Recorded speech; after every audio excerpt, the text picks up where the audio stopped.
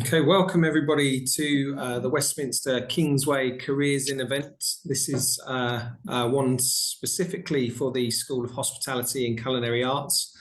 So my name is Paul Jervis. I'm the head of school for the Professional Chef Diploma, which is our full-time programme based at the Victoria Centre in London.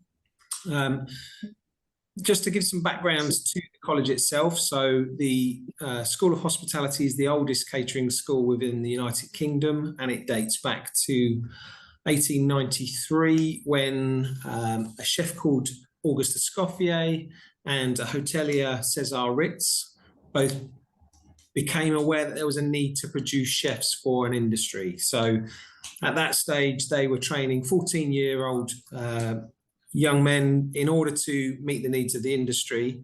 And 130 years later, essentially the college is doing exactly the same thing. So we take students from 16 years old on the main program, and we give them 3 years worth of vocational training in all aspects of the hospitality arenas in order to get them into work at the end of it. So our main programs for our full-time learners are underpinned by the City and Guilds qualification, which is an internationally recognised qualification, and students will study a mixture of kitchen and of bakery and pastry, but additionally we'll also do food and beverage service. So at the college we have 2 public restaurants. One of them is a brasserie style, which is cooked for by our second years and served by our first years. We also have an Escoffier restaurant, which is our fine dining restaurant, and is hopefully along the lines of the Michelin-starred restaurants that you will find. And this is cooked for by third years and served by second years. So there's a lot of interaction between all of the students across all 3 years to try and promote best working practices and very high-end skills that will then guide you into industry. During the first 2 years, you do a little bit of everything, and you specialise in the third year and decide whether you wish to be a pastry chef, a kitchen chef, or a food and beverage service supervisor. And essentially what we're doing is trying to get people work ready. And it's an intensive programme, and it's operated across Monday to Friday. And at this stage, what I'd really like to do is introduce one of our learners. So sit next to me. If you come in, this is Aaron. Hello. Aaron is one of our current third-year chefs. Like I do stuff on my laptop. Can they see it? You know, it's being recorded. Oh, okay. Aaron, if you want to just introduce yourself and what aspect of the course you're currently studying.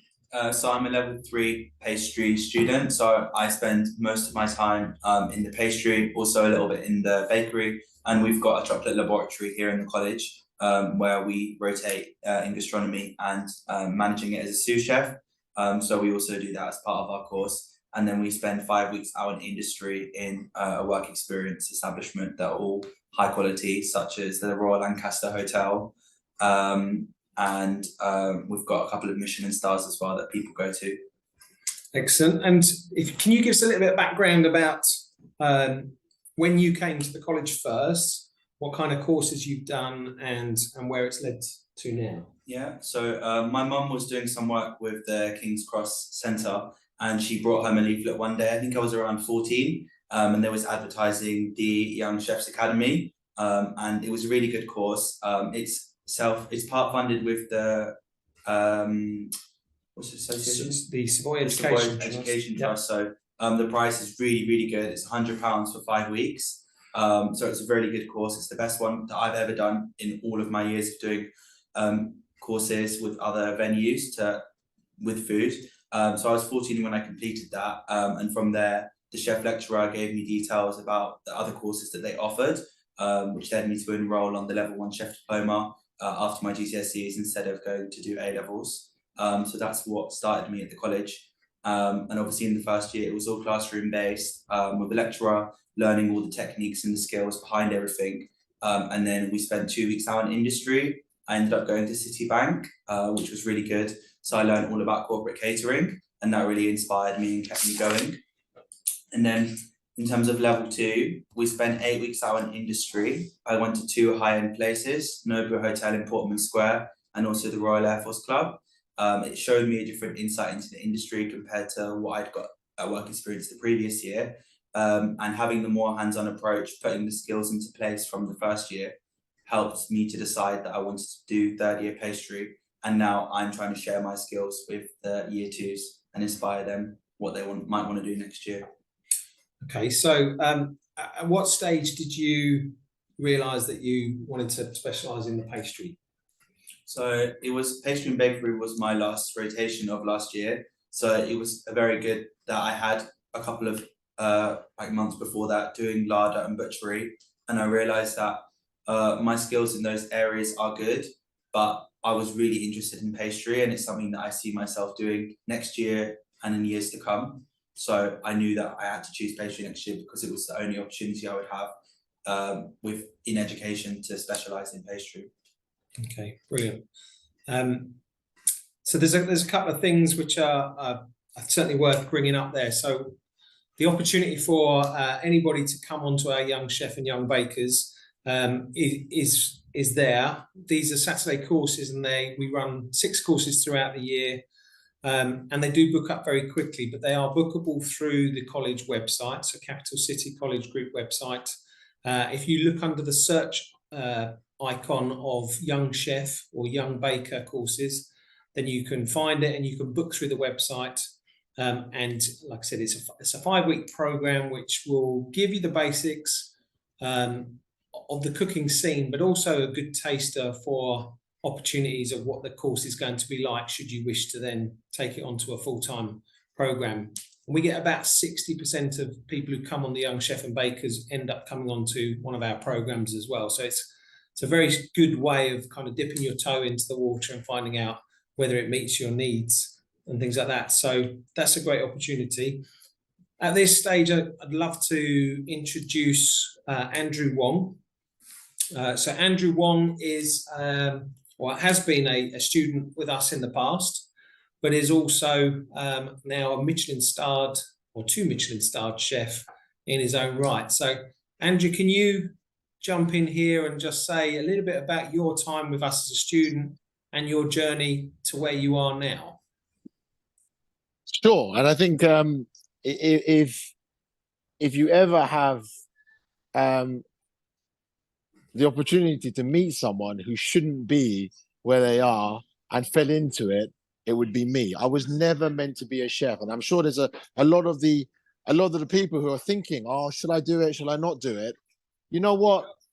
I fit into that category. I was never meant to do it, and going to Westminster was the first step to making me think, you know what, this could be a career. Because before that, my parents had a Chinese restaurant, takeaways, and I always thought, oh, it's going to be too difficult. There's no way I'll be able to fit in and try to make my mark in this industry. And when I went to Westminster, I had the most incredible teacher who was really, really understanding of how rubbish I was. And I remember all the stupid mistakes I made, and he never, ever once laughed at me. And he persisted. And it really, that going to Westminster is probably the best thing you could ever do to really understand whether or not you want to join this industry. And you know what? A lot of people don't want to join this industry. That's fine. But if you want to be a chef, there is possibly no better starting point than going to Westminster. I started there on as a level NVQ level 3, and I winged it onto that course because I didn't want to do level 1 and level 2. And I remember going into the enrollment day, and they said, what level do you want to do? And I just said level 3, and they gave me this piece of paper with loads of questions about classical French cookery. I'm pretty sure I got all of them wrong. I don't know how they let me onto that course, but they let me on, and actually I had to do a lot of work to catch up. But with that, together with the people around me, the other students were also really, really supportive. They'd been working in the industry for maybe 2 or 3 years by that point.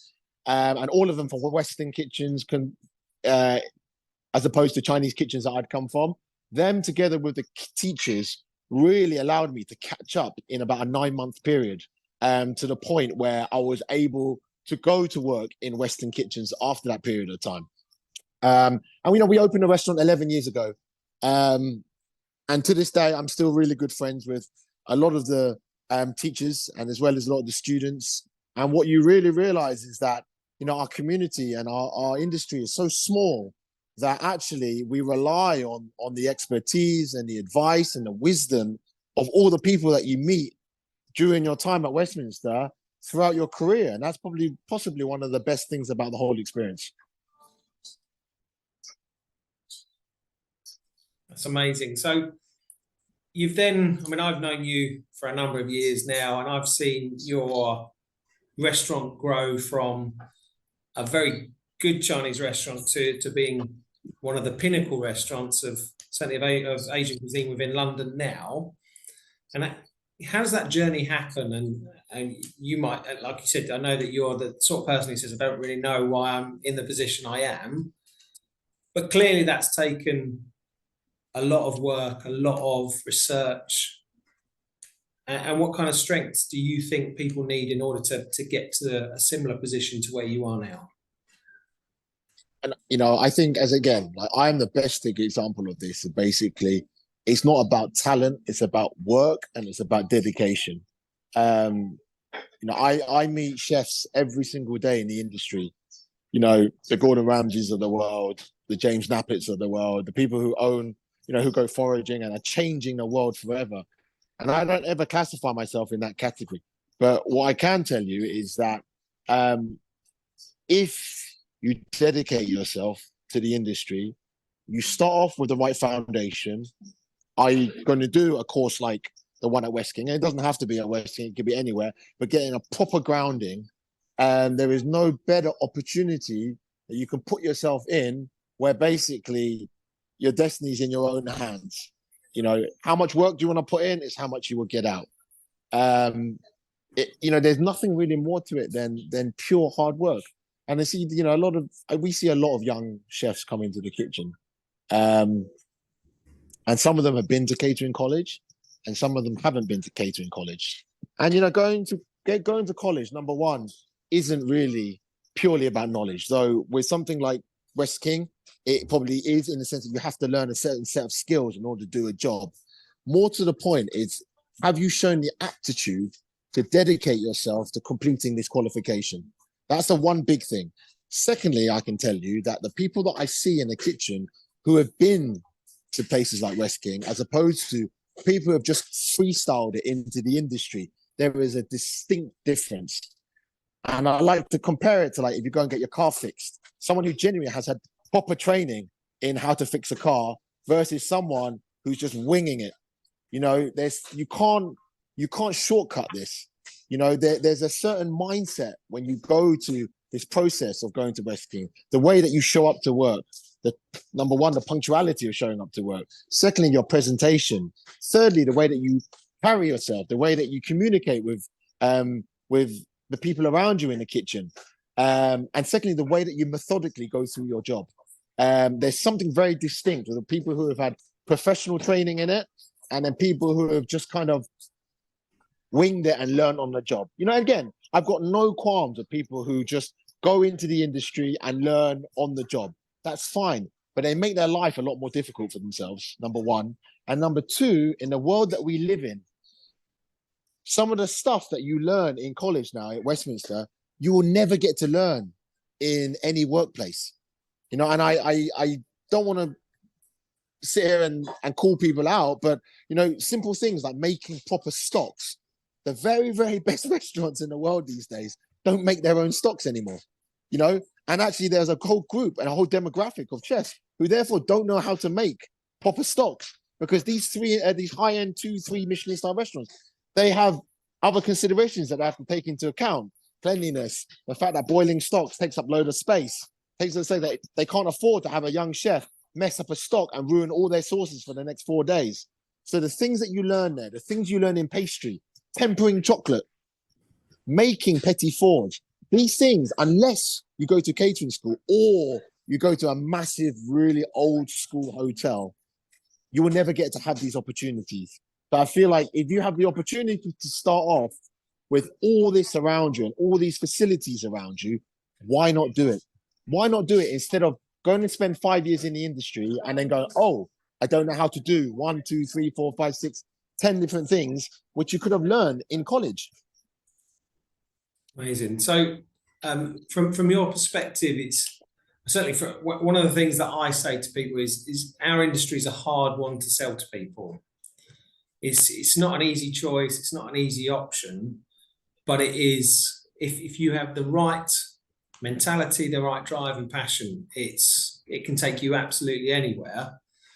In terms of your experience, where's it taken you in terms of opportunities and things like that? But also, how have you seen our industry change quite a lot just in the short term? So even since the pandemic and things like that, what's your experiences of what the current job position is like?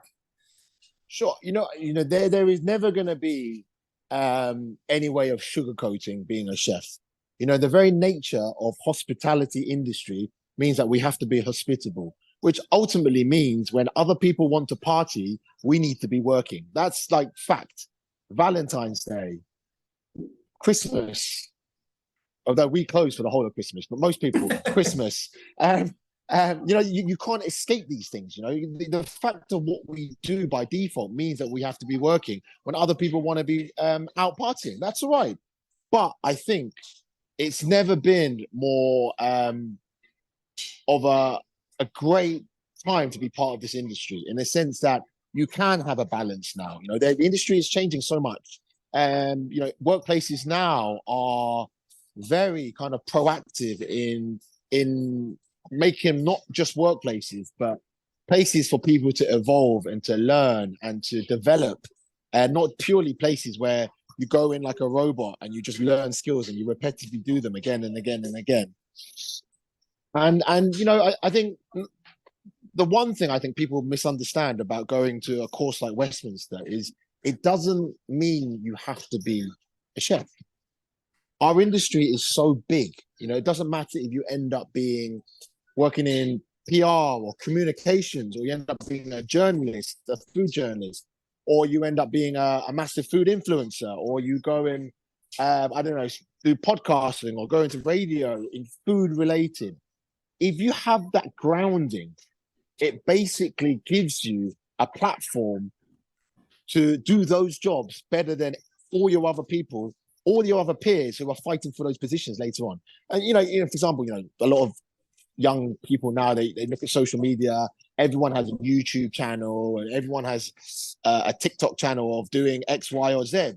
But imagine how much more useful your TikTok channel can be, or your YouTube channel can be, if you've done 3 years of learning classical French cookery the way Escoffier planned it to be. And then from that, you're then putting on your own personality, you're putting your own culture on top, you're putting your own artistic impressions on top, your own culture, your own idea. Then it becomes so much, number one, more informative, and number two, become more interesting. This industry isn't like it is before, where you do the course, you go into a kitchen job like it's a prison sentence, and then you get kind of pushed out the other end 20, 30 years time. No, the 11 years that we've opened this restaurant, I have met some incredible people, and I've traveled pretty much the whole world, which I never thought would be possible. I just came back from Istanbul in Turkey 2 weeks ago, where I literally went in, I did a 30-minute presentation about what we do in the restaurant. And then for the rest of the 3 days, it's the Turkish Tourist Board taking us around to the best restaurants, the best parts, the best souks, the best mosques to see this place. I was in Australia 2 years ago, in Western Australia. In the summer, I was in Hong Kong. I was in Canada a month ago, cooking with an incredibly talented chef. So, I think nowadays people's expectations are different, but actually the industry is changing so much.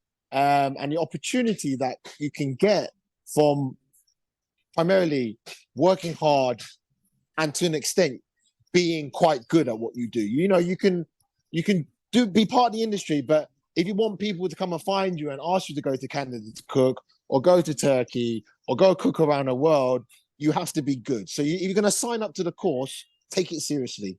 Even if you're going to use it as a platform for other stuff, use it as a serious platform to build the roots and the foundation for what you want to do later on in life. And if you do that, that knowledge will be timeless and it will stay with you for the rest of your life, and it will come back to reward you in times that you never thought would be possible later on.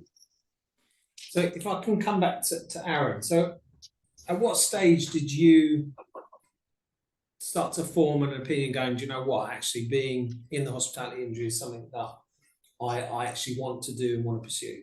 I think like the first year is like, you know, the substandard, everyone has to do it in order to succeed, and you know, it helps in the second year massively. So I'd say obviously after I completed the first year, I passed my exams, I got onto level 2. It was probably during my work placements, being out in the industry and from the lecturers and all the experiences they have and that they bring to the classroom in the realistic work environments. I feel like that's when it actually inspired me and like hit it, that like this is a career that I can actually do. The fact that I can, you know, be trusted to with these restaurants, recipes and ideas and help them to develop the dishes and put them on the table for the customers.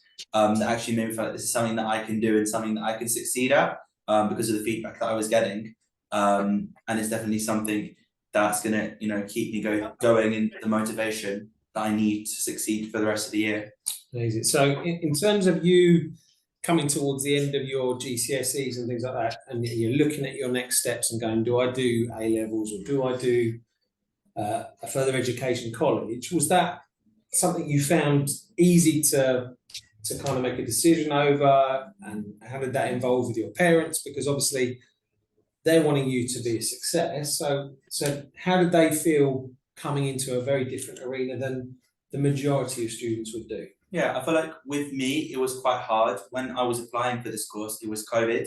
So I was basically the first cohort of students to come to the college that had no restrictions.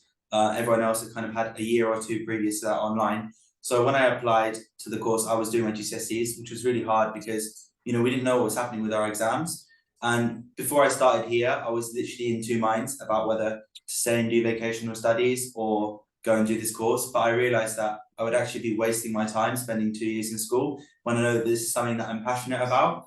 And the fact that my school didn't support me enough, and I know that Westminster's reputation and their lecturers and from people that I know that had gone to the college, like I knew that if I didn't go to Westminster now, it would be like now or never. Okay. And in terms of you're going to be coming towards the end of your diploma course at in the summer, do you have any idea what your next steps are going to be? Have you already got plans? And how has the college kind of facilitated you to get to this stage? Yeah, 100%. So my hope is to get onto a super yacht and travel the world. It's a very ambitious goal, and there are steps that I have in place that will get me to that goal eventually. So for instance, at the end of the school year, I've booked to go to the India gastronomy trip, which is something to look forward to. It will give me an insight into the Indian cuisine and Indian cooking. But after I come back, I've booked to do my STCW1 course and my ENG1 certificate, which will mean that after graduation in September, I'll be able to get a job on a yacht, probably starting, you know, the lowest ranks. They call it like a crew chef. So I'm cooking for the crew, and then I'll have some more responsibilities, hopefully, as the years go on and the years progress, that I can be a sole chef, pastry chef, and just use all the skills that I've got from my 3 years in the course to help, you know, feed the rich, basically. Okay. And in terms of the way that the course has been set up, so when you came on the first year, were you one of the students who were like, I'm not really sure what to specialise in, or we get a number who come in and go, I want to be a pastry chef from day one? Where did you fit? My previous experience before I'd come to the college in the industry was pastry based, and throughout my time being in college, I've always had a part-time job on the side that's been pastry based. Okay. I never really had an interest in the main kitchen, so it was a very easy decision that I knew I wanted to do pastry. And like I said before, having the time in butchery and larder in the Braz restaurant in the second year, it kind of just helped to justify and emphasize my passion is pastry and bakery. So as somebody who's already had those kind of feelings and this is where I want to get, do you think the first 2 years of the course where you learned kitchen and you learned front of house was a positive thing, or was actually a frustration that stopped you? I think it's a very good thing, because if, let's say, a couple of years down the line, I decide actually this goal and ambition that I have, isn't good. Maybe I want to open, a small restaurant. Then I've got the skills of working front of house, for example, being a sommelier, being a runner, and like I have the hands-on experience that if I was to go into the future career being in charge, I would know how to operate everything compared to just being able to operate the pastry kitchen. Fantastic. And do you see yourself just having someone like Andrew here? Is that someone that you kind of look at and go, wow, that's actually now a possibility that I could fall into that? Yeah, 100%. Because like you said before, he didn't realize that he would end up in this situation. I hope that what I've got planned out will, follow suit. But if it doesn't, I know that I probably have a backup because of the experience in the college. Brilliant. Okay. So in terms of Westminster as a kind of college and institution, just to give a little bit of background to the main program areas. So the main professional chef diploma, like I said, it will cover three main aspects. So you will do a qualification in professional cookery, you do a qualification in food and beverage service, and in that professional cookery you cover both kitchen and bakery and pastry. So it will test you on all these different areas. The way that the college is set as well is we're really trying to open up, as Andrew said, that this is such a broad industry to work in. So across your time with us, we do work experience on all 3 years. Unlike a lot of schools now, we actually sort these placements out. So where schools have turned around now and they've said, if you want to do work experience, you go out, you do the legwork, you find the places. What we do is we've selected and we work with industry partners to offer our students some level of experience in contract catering, in private members clubs, in independent restaurants, and in fine dining areas. So what we're trying to do is also match that within our own school area as well. So within the college, we do have 2 public restaurants. So we have a brasserie style and we have a fine dining room, which are bookable to all members of the public. But we also have internally our student cafe, and that kind of mirrors all the different aspects of the different kitchens that you could end up working in.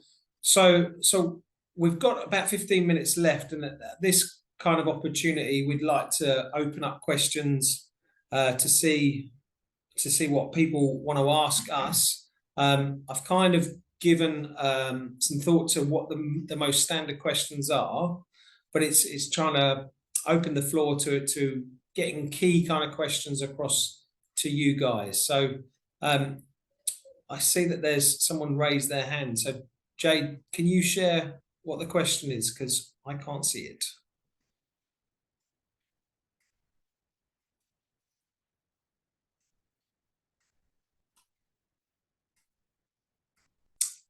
Okay.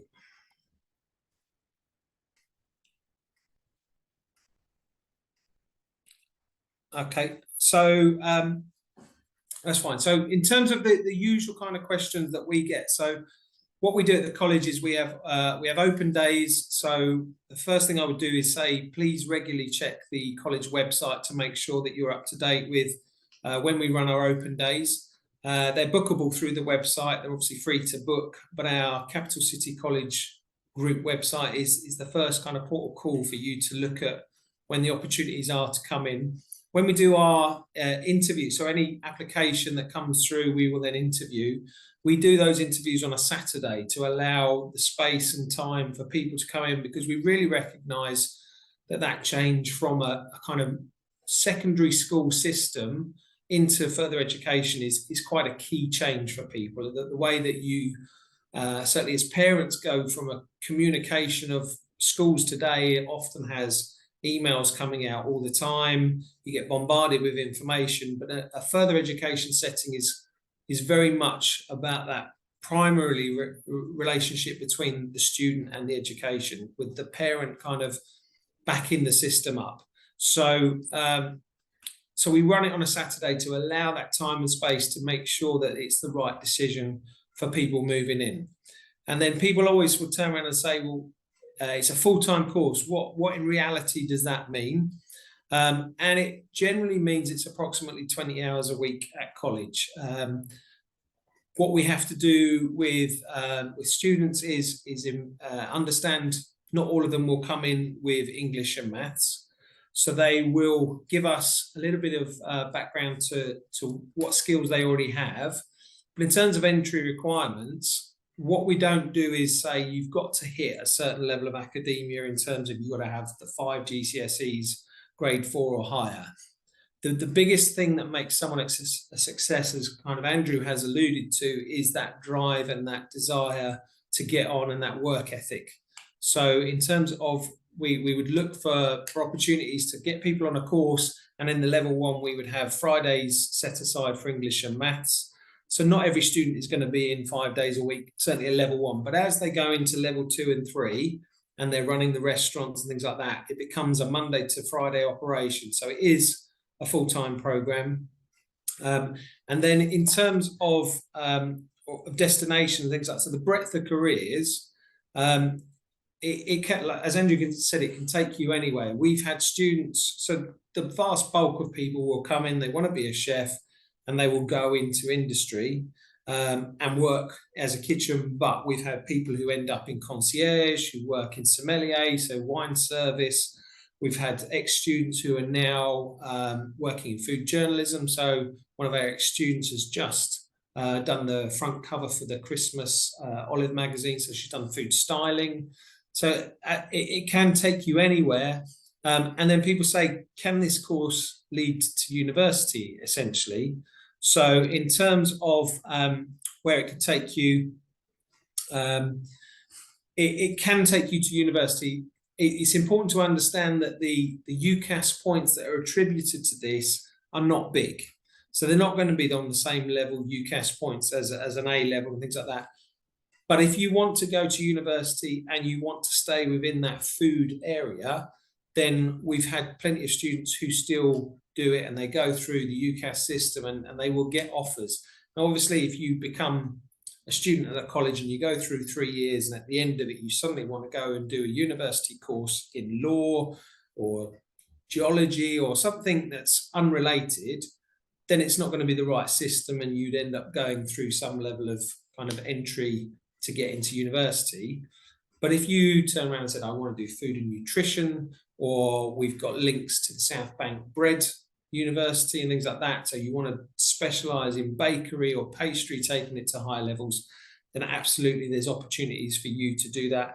And that can then lead you into the food product development and a whole wealth of different things, and not just chain you to a stove or a set of plates that you're going to have to carry around and things like that. So it gives us this huge breadth of opportunity to take you through to whatever you want to do within our food industry.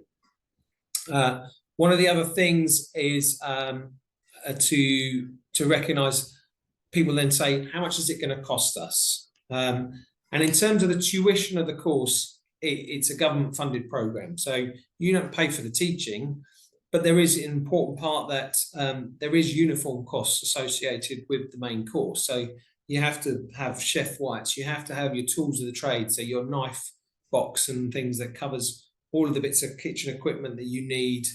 You've got your front of house uniform and things like that. And it is considerable. So uniform costs sit in the region of around £600.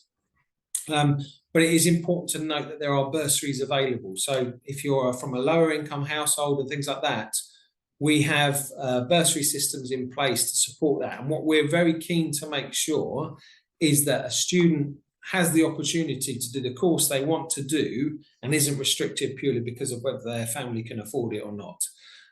So it's very important. There's also things to factor in as well. So the catchment area of our students is vast. We don't just attract people from either Victoria or Westminster or just the kind of local boroughs of London.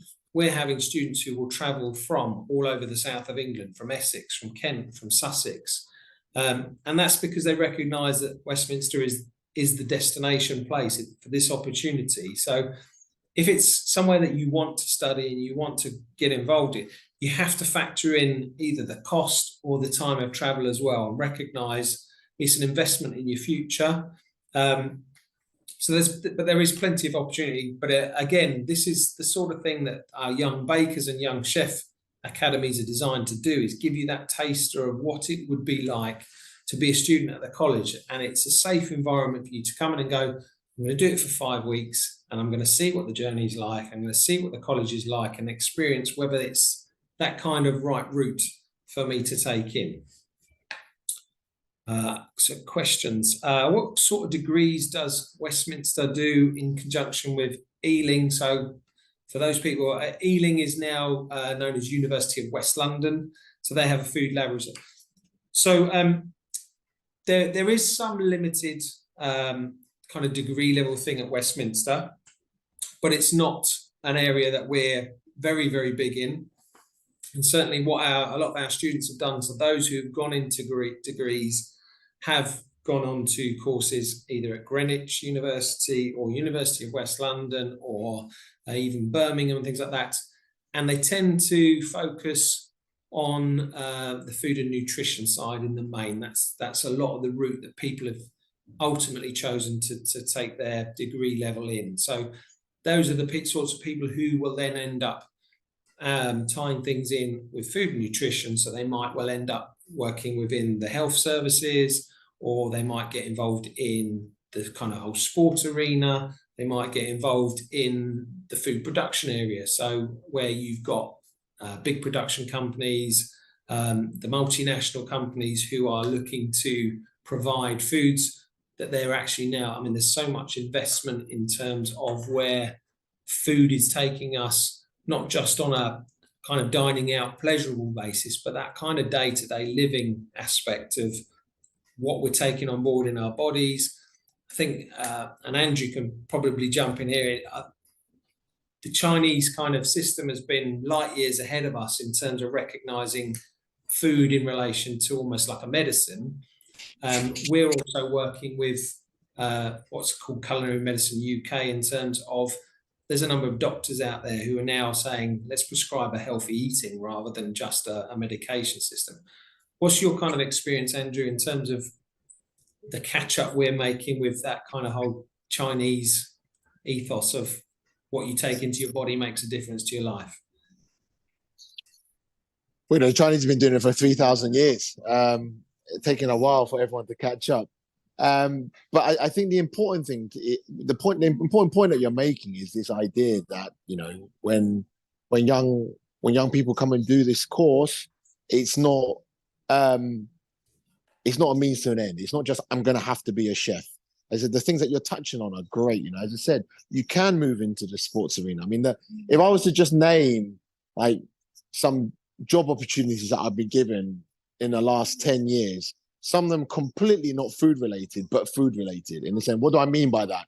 So I might be asked by Mars, the chocolate company, to, I don't know, just give my opinion on something, or talk about the sustainability of an ingredient that they use in a Mars bar, for example. They sell 1 million Mars bars a day, I'll tell you that now. Or you might like get approached by a crisp company, or it might be a sportsman might come up to you and say, you know, would you be interested in doing X, Y, Z? If you're talking about celebrity, we got asked to cook a private dinner for famous politicians, favorite pop stars, famous sports stars. If you talk about kind of media, PR, marketing, you know, the diversity of opportunity that comes about from something that seemingly is only about cooking is so vast. And I feel like the generation that are now coming through into the industry, they look at it in such a different way that actually it's important to understand that, yes, there are all these opportunities, but it all starts here. It's like you have to have that grounding first. And you can't expect these other things to come along unless you've had that grounding. Do you need to have a massive grounding? Well, no. But you do need to have a grounding. I think that, you know, what the course at West King offers you is that amazing grounding.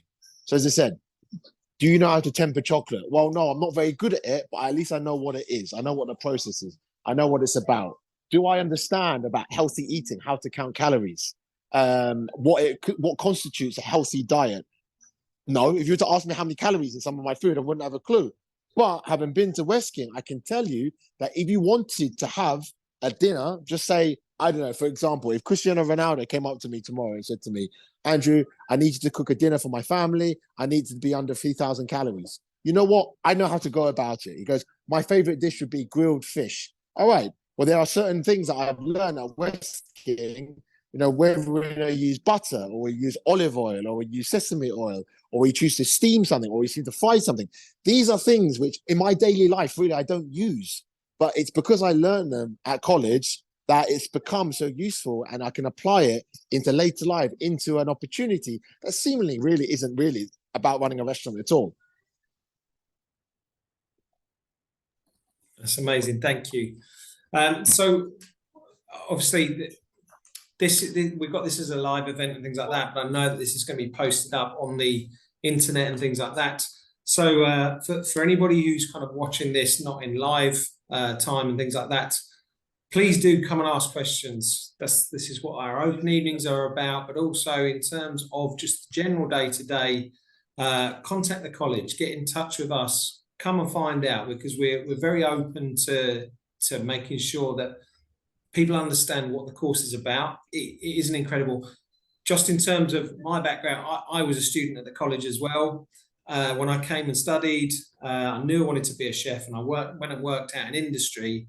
And at that stage, I had no idea that I was going to end up in education, let alone end up the head of school of the college that I studied at. And that just kind of frames the whole.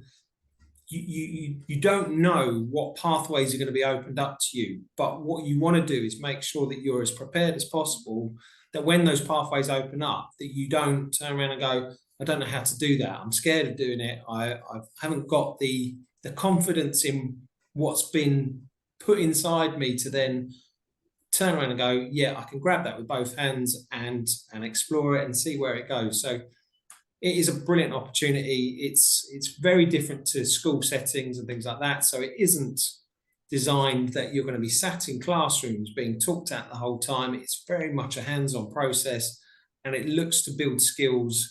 And we constantly evaluate what we're doing and the opportunities. So here at the college, we will do things like make our own smoked salmon. We will age our own beef. And not because it's on a qualification, because these things don't sit on the standard national qualification.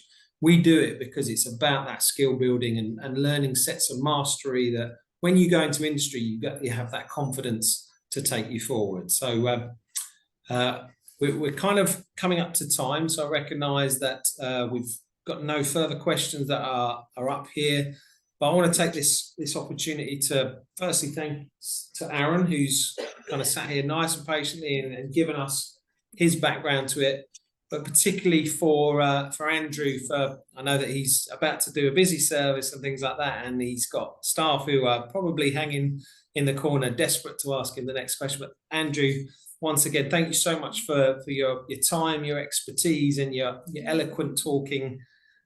You are a superstar, even though you say you're not. But yeah, so on behalf of everyone, thank you for joining us. Thank you for watching this, and we look forward to actually meeting. And as I said, good luck to everyone who hopefully signs up. It's